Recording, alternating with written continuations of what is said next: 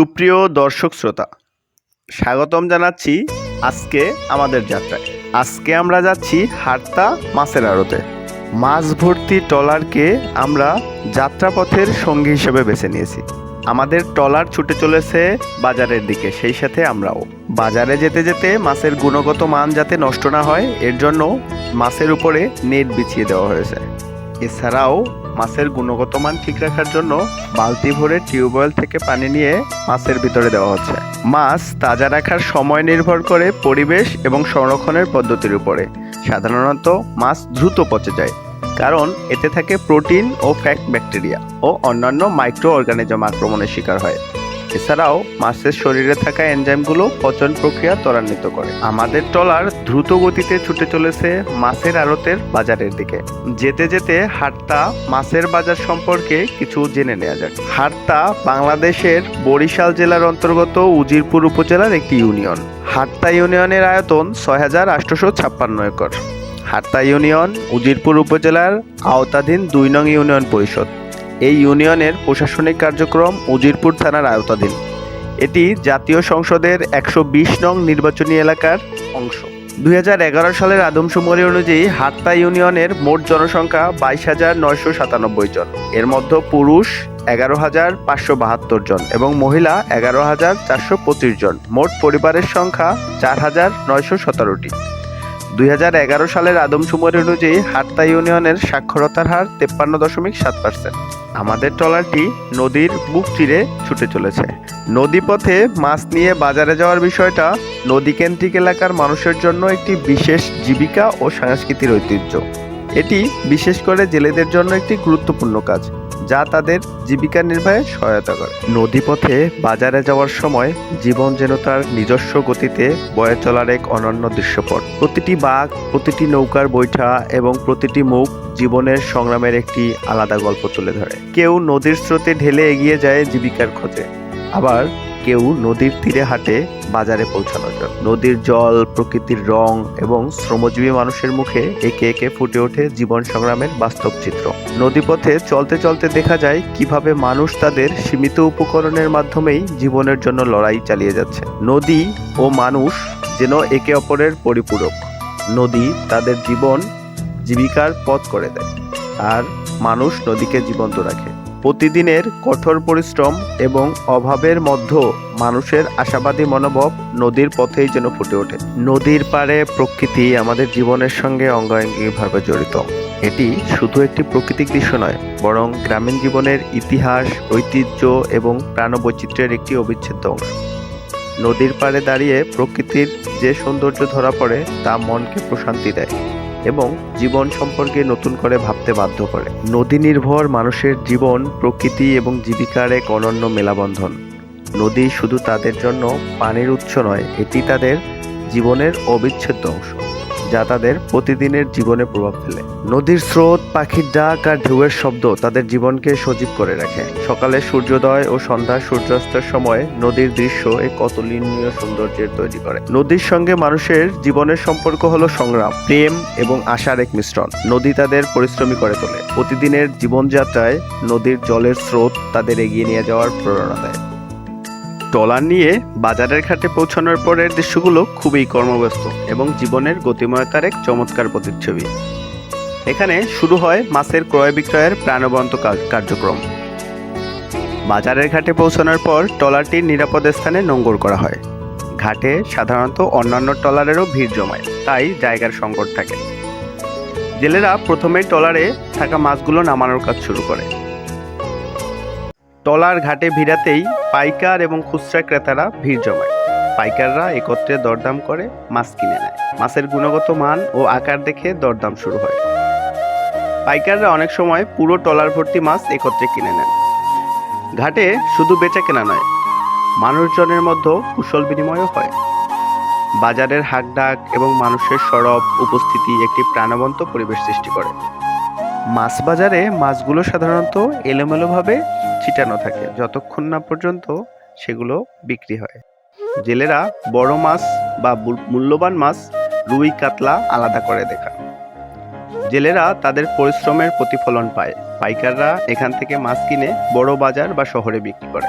তাজা মাছ স্থানীয় গ্রামবাসীর খাবারের চাহিদা পূরণ করে। স্থানীয় শ্রমিকরা মাছ তোলার কাজ করে বাড়তি আয় করেন। জেলেরা পাইকার এবং খুচরা ক্রেতাদের মধ্যে একটি নির্ভরশীল সম্পর্ক গড়ে ওঠে। চিংড়ি মাছ বাজারে বেচাকেনা বিশেষত গ্রাম অঞ্চলে বেশ জনপ্রিয় এবং বাজারের একটি গুরুত্বপূর্ণ অংশ।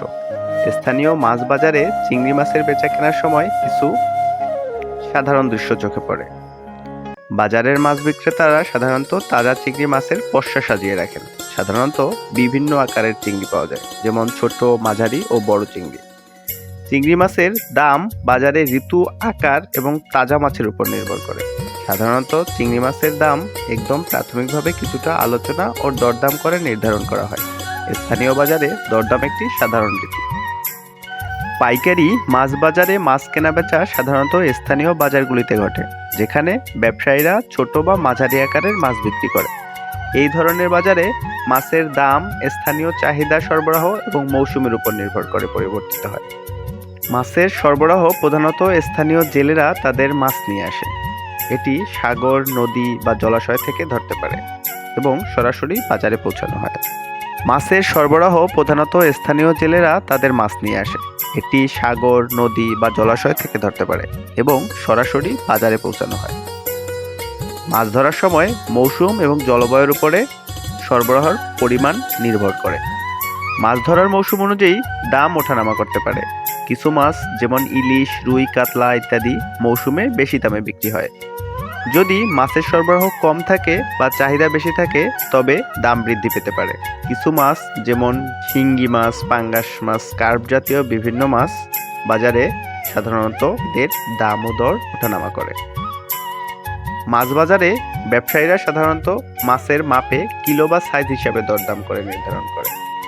পাইকারি বাজারে সাধারণত মাছ ক্রেতারা বড় পরিমাণে মাছ কিনে, যেটা তারা খুচরা বাজারে বিক্রি করে। বিক্রেতারা সাধারণত মাছের গুণগত মান ও তাজা অবস্থার উপর ভিত্তি করে দাম নির্ধারণ করে। মাছ তাজা রাখা খুবই গুরুত্বপূর্ণ, তাই বাজারে সঠিকভাবে মাছ সংরক্ষণ করা হয়। এক্ষেত্রে সাধারণত বরফ বা ফ্রিজে ব্যবহার করা হয়। মাছ যত তাজা থাকবে, তত দাম বেশি পাওয়া যাবে। পাইকারি বাজারে মাছের কেনাবেচা সকালবেলা থেকে শুরু হয় এবং দিনের শেষে মাছ সরবরাহ কমতে থাকে। কিছু বাজারে মাছ বিক্রি রাতেও চলে, বিশেষত যেখানে সারাদিন মাছের নতুন সরবরাহ করা হয়। হাটটা বাজারে সাধারণত হাট বসে খুব ভোরে এবং 2টার মধ্যে হাটের কার্যক্রম সম্পূর্ণরূপে শেষ হয়ে যায়। মাছ বাজারের শ্রমিক বলতে সাধারণত মাছ বিক্রি বা পরিবহনের কাজে নিয়োজিত ব্যক্তি বা কর্মীদের বোঝানো হয়। তারা মাছ ধরে আনা, বাজারে সাজানো বা ক্রেতাদের কাছে বিক্রি করা সহ অন্যান্য কার্যক্রমে অংশ নেয়।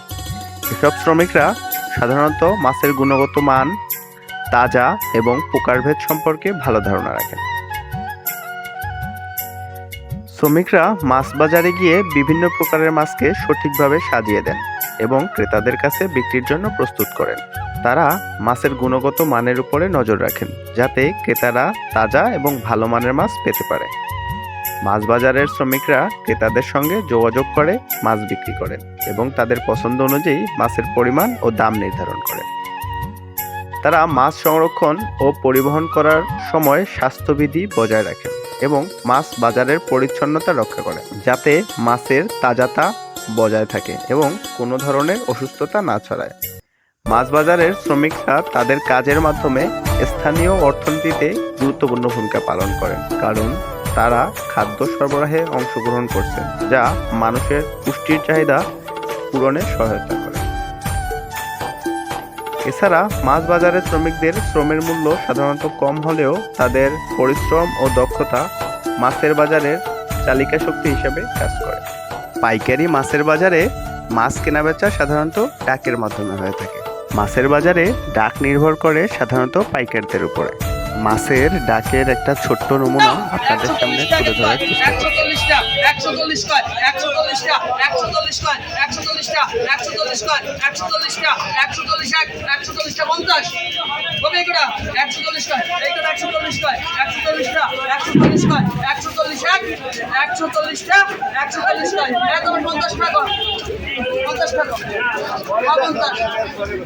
140টা 50 টাকা দাদা।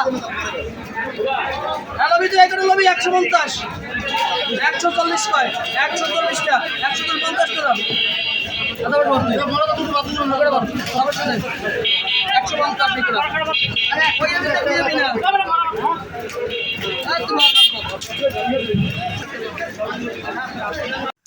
মাছ বহন করার জন্য অক্সিজেনের গাড়ি সাধারণত ব্যবহৃত হয় যখন জীবন্ত মাছ বা জলজ প্রাণী এক স্থান থেকে অন্য স্থানে নিরাপদ এবং তাজা অবস্থায় পরিবহন করা প্রয়োজন।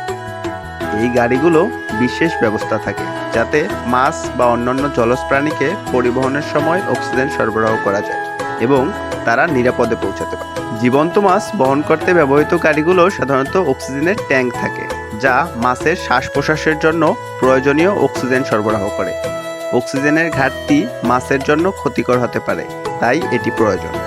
অক্সিজেনের গাড়িগুলোতে মাছ বা জলজ প্রাণী রাখার জন্য বিশেষ জলধারা বা ট্যাঙ্ক থাকে যা মাছের জন্য সুরক্ষিত পরিবেশ প্রদান করে। এই ট্যাঙ্কে প্রয়োজনীয় তাপমাত্রা এবং জলস্তর বজায় রাখা হয়। এসব গাড়িতে পানি জীবাণুমুক্ত রাখতে উপযুক্ত ব্যবস্থা থাকে যাতে মাছ বা জলজ প্রাণী কোনো ধরনের রোগ বা ভাইরাস সংক্রমণ থেকে মুক্ত থাকে। এই ধরনের গাড়িতে বিভিন্ন প্রযুক্তি যেমন তাপমাত্রা, জলস্তর এবং অক্সিজেনের পরিমাণ নিয়ন্ত্রণ ও মনিটরিং ব্যবস্থা থাকে যাতে পরিবহনের সময় মাছের জীবন রক্ষা করা যায়। অক্সিজেনের গাড়ি ব্যবহারের মাধ্যমে মাছ বা জলজ প্রাণীদের দীর্ঘ দূরত্ব, বিশেষত সমুদ্র বা নদী থেকে শহরে বা বাজারে পাঠানো সম্ভব এবং এতে মাছের সুরক্ষা এবং তাজত্ব বজায় থাকে। বাজারে এতগুলো মাছ একসাথে দেখে অবাক হওয়ার বিষয়টা খুবই স্বাভাবিক। এমন একটি দৃশ্য সহজেই মানুষের মনোযোগ কাটতে পারে, বিশেষ করে যদি বাজারে একসাথে প্রচুর মাছ এবং টাটকা মাছ একসাথে থাকে। মাছ বিক্রেতা মাছগুলোকে প্রদর্শন করে বিক্রেতার দৃষ্টি আকর্ষণ করার চেষ্টা করছে। বাজারে উঠেছে বড় বোয়াল, এদের নাম যেমন বোয়াল, এদের মুখের আকৃতিও বোয়ালের মতো। বাজারে সব মাছ যেহেতু কিলোগ্রামে বিক্রি করা হয়, তাই পুঁটি মাছগুলো ট্রেতে ওঠানো হচ্ছে ওজন দেওয়ার জন্য। বাজারে জীবন্ত শিং একটি সাধারণ দৃশ্য, বিশেষত গ্রামীণ বা শহরের মাছ বাজারে। শিং মাছ বাংলাদেশের একটি অত্যন্ত জনপ্রিয় এবং পুষ্টিকর মাছ। এই মাছের বিশেষত্ব হলো এটি দীর্ঘ সময় ধরে জল ছাড়া বেঁচে থাকতে পারে, কারণ এর ফুসফুসের মতো শ্বাসতন্ত্র আছে। মাছ বহন করা প্রত্যেকটি গাড়ির ডেকোরেশনই ঠিক অন্যরকম। তাজা মাছ বলতে বোঝায় সাম্প্রতি ধরা বা সংগ্রহ করা মাছ, যা এখনো সতেজ এবং পচন শুরু হয়নি। এটি সাধারণত স্থানীয় বাজারে বা নদী, পুকুর কিংবা সমুদ্র থেকে সরাসরি সংগ্রহ করা হয়। মাছের চোখ উজ্জ্বল, স্বচ্ছ এবং স্পষ্ট হয়। তাজা মাছের গন্ধ হালকা এবং প্রকৃতির মতো পচা গন্ধ থাকে না। চামড়া মসৃণ এবং চকচকে হয় আর সহজে উঠে আসে না। তাজা মাছ স্পর্শ করলে শক্ত হয় এবং আঙ্গুলে চাপ দিলে দাগ পড়ে না। গিলসের রং উজ্জ্বল লাল থাকে। তাজা মাছ রান্নার জন্য স্বাস্থ্যকর এবং এর স্বাদ বেশি ভালো। আপনি যদি মাছ সংরক্ষণ করতে চান তাহলে ফ্রিজে রাখতে পারেন, তবে রান্নার আগে অবশ্যই মাছ পরিষ্কার করে নিন। তাজা মাছ protein, omega three fatty acid, vitamin D এবং বিভিন্ন খনিজ যেমন আয়রন ও জিঙ্ক সমৃদ্ধ। এটি হৃদরোগ প্রতিরোধ, মস্তিষ্কের কার্যকারিতা বাড়ানো এবং ত্বকের সৌন্দর্য বৃদ্ধিতে সহায়ক। তাজা মাছের স্বাদ ও পুষ্টিগুণ অন্য যে কোনো মাছের তুলনায় বেশি। তাজা মাছ পচা বা হিমায়িত মাছের তুলনায় বেশি স্বাস্থ্যসম্মত। তাজা মাছ থেকে রন্ধনশৈলী আরও ভালো হয় এবং এটি রান্নার সময় কম লাগে। তাজা মাছ গ্রামে, শহরে এবং আন্তর্জাতিক বাজারেও খুব জনপ্রিয়। এটি রান্না করার আগে ভালোভাবে পরিষ্কার করতে হয় এবং স্বাস্থ্যবিধি মেনে নেওয়া হয়। মাছের ঝলমলে চেহারা, বিক্রেতাদের হাঁকডাক আর ক্রেতাদের উৎসাহে বাজারের পরিবেশ যেন জীবন্ত হয়ে উঠেছে। সাধারণত বরফ দিয়ে মাছ সংরক্ষণ করা হয়। বরফ দিয়ে মাছ সংরক্ষণ একটি প্রচলিত এবং কার্যকর পদ্ধতি, যা মাছকে তাজা রাখতে সাহায্য করে। বিশেষত মাছ ধরার পর দীর্ঘ সময় ধরে মাছ সংরক্ষণের জন্য এই পদ্ধতি ব্যবহার করা হয়। মাছ সংরক্ষণের আগে ভালোভাবে ধুয়ে পরিষ্কার করতে হয়। মাছের উপর থেকে রক্ত, কাদা বা অন্যান্য ময়লা সরিয়ে ফেলতে হয়। মাছ ধরে ফেলার সঙ্গে সঙ্গেই ঠান্ডা করতে হয়। এটি মাছের মধ্যে ব্যাকটেরিয়া বৃদ্ধিতে ধীর করে এবং তাজা রাখে। বরফের গুঁড়ো এটি মাছের গায়ে ভালোভাবে বসে যায় এবং মাছকে সমানভাবে ঠান্ডা রাখে। বাংলাদেশের মৎস্য খাত এক সময়ের তুলনায় অনেক শক্তিশালী হয়ে উঠেছে। এবং মাছ রপ্তানি বাংলাদেশের অর্থনীতিতে গুরুত্বপূর্ণ ভূমিকা পালন করেছে। বাংলাদেশে বিভিন্ন প্রকারের মাছ উৎপাদিত হয়, যা স্থানীয় বাজারে বিক্রি ছাড়াও বিদেশে রপ্তানি করা হয়। শীতে রুই, কাতলা, মৃগেল এসব মাছ দেশের প্রধান চাষযোগ্য মাছ। এটি দেশের বিভিন্ন অঞ্চলে চাষ হয় এবং প্রক্রিয়াজাত হয়, রপ্তানি হয়। বাংলাদেশের চিংড়ি আন্তর্জাতিক বাজারেও জনপ্রিয়। চিংড়ি রপ্তানি বাংলাদেশের প্রধান অন্যতম রপ্তানি খাত। পাঙ্গাস, ট্যাংরা, খলই এসব মাছ স্থানীয় বাজারে বিক্রি হয়ে থাকে, তবে রপ্তানির জন্য কম নয়। এর মধ্যে মৎস্য, ঝিনুক, শামুক এবং অন্যান্য জলজ প্রাণীও রপ্তানি হয়। বাংলাদেশের মাছ রপ্তানির প্রধান গন্তব্য দেশের মধ্যে ইউরোপ এবং দক্ষিণ পূর্ব এশিয়া কয়েকটি বড় দেশ, যেখানে বাংলাদেশের মাছ রপ্তানি করা হয়। মধ্যপ্রাচ্য, ইউরোপ, দক্ষিণ পূর্ব এশিয়া, মার্কিন যুক্তরাষ্ট্র। মাছের গুণগত মান বজায় রাখতে মাছগুলো রপ্তানি করার আগে প্রক্রিয়া করা হয়। এতে মাছগুলোকে ঠান্ডা সংরক্ষণ বা বরফে রাখা হয়। প্রক্রিয়াজাতের মধ্যে ফ্রিজিং, ধোয়ানো, কাটা এবং প্যাকেজিংয়ের অন্তর্ভুক্ত থাকে। আন্তর্জাতিক মান অনুযায়ী মাছ প্রক্রিয়া ও প্যাকেজিং করা হয়। খাদ্য নিরাপত্তা, স্বাস্থ্য এবং রপ্তানির জন্য প্রয়োজনীয় শর্তাবলী পূরণ করতে হয়। মাছ রপ্তানি বাংলাদেশের অর্থনীতিতে গুরুত্বপূর্ণ ভূমিকা পালন করে। এর মধ্যে দেশের বৈদেশিক মুদ্রা অর্জন হয় এবং স্থানীয় চাকরি সৃষ্টি হয়। বাংলাদেশের মৎস্য রপ্তানি বছরে প্রায় 600 থেকে 700 মিলিয়ন মার্কিন ডলার অর্জন করে, যা দেশের মোট রপ্তানির একটি বড় অংশ।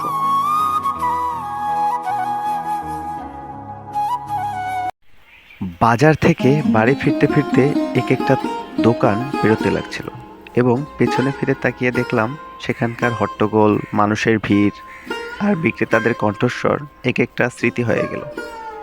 হাতে বাজারের ব্যাগ আর মনে এক ধরনের তৃপ্তি। বাজারের সব প্রয়োজনীয় জিনিস কিনে বাড়ি ফিরছিলাম। কখনো আবার ভারী ব্যাগের কারণে হাঁটার গতি ধীর হয়ে যায়। বাজার থেকে বেরিয়ে এসে হাঁটতে হাঁটতে শহরের ব্যস্ততা যেন একটু কমে আসে। রাস্তায় পাজা গাছগুলো, শিশুরা খেলছে আর সাইকেল চালিয়ে লোকেরা যাচ্ছিল, সবকিছু মিশে একটা শান্তির পরিবেশ তৈরি করলো। বাজারের ভিড় আর শব্দের মধ্যেও কিছু সময় কাটিয়ে বাড়ি ফেরার পথে এক ধরনের প্রশান্তি অনুভব করি। মনে হয় বাড়ি যাওয়ার পর একটা বিশ্রাম পাবো। বাড়ি পৌঁছে দরজা খুললাম আর এখন মনে হলো যেন বিশাল একটা ভারী চাপ মুছে গেছে। বাজারের খোলামেলা পরিবেশের পর বাড়ির শান্তি যেন এক ধরনের স্বস্তি দেয়। মন থেকে ভালোবাসি প্রকৃতি ও প্রকৃতির সৌন্দর্যকে। চ্যানেলটি সাবস্ক্রাইব করে আমাদের পাশে থাকার অনুরোধ রইল। ধন্যবাদ সবাইকে।